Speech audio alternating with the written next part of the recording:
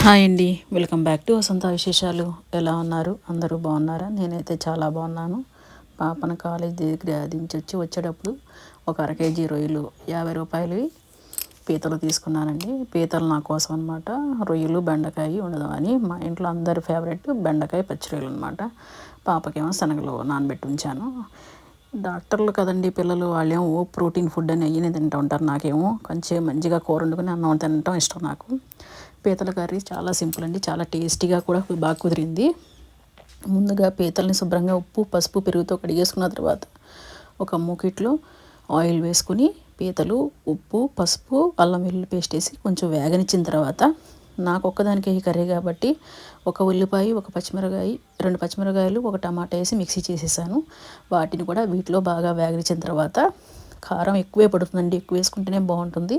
కారం వేసుకుని తగినంత చింతపండు, ఈ ముక్కలకు సరిపడినంత చింతపండు వేసుకుంటే చక్కగా ఉడికిపోతుందండి. చాలా టేస్టీగా ఉంది కర్రీ. నేను ఈ వీడియో అప్లోడ్ చేసేప్పటికి నేను భోంచేసాను కూడా, చాలా బాగుందనమాట. పీతల కర్రీ మీకు ఎంతమందికి ఇష్టమో కామెంట్ చేయండి, చాలా బాగున్నది.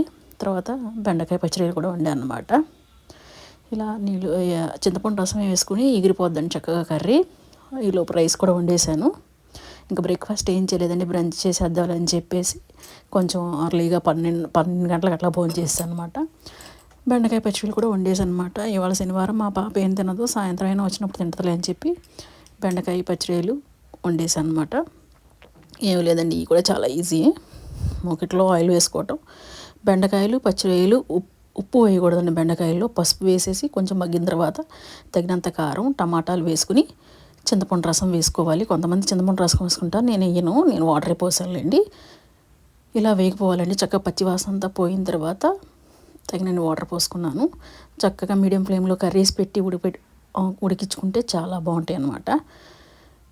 బెండకాయ పచ్చడి టేస్టీగా ఉంటుందండి. ప్రభాస్ కూడా ఎక్కువ ఇష్టపడతాడని ఆయన ఎప్పుడు ఇంటర్వ్యూలో చెప్తూ ఉంటాడు.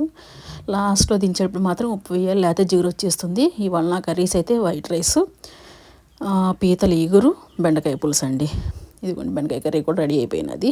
ఈ వీడియో అయితే లైక్ చేయండి, షేర్ చేయండి, సబ్స్క్రైబ్ చేయండి. ఇంతకీ మీ పనులన్నీ అయిపోయినాయి కూడా కామెంట్ చేయండి. థ్యాంక్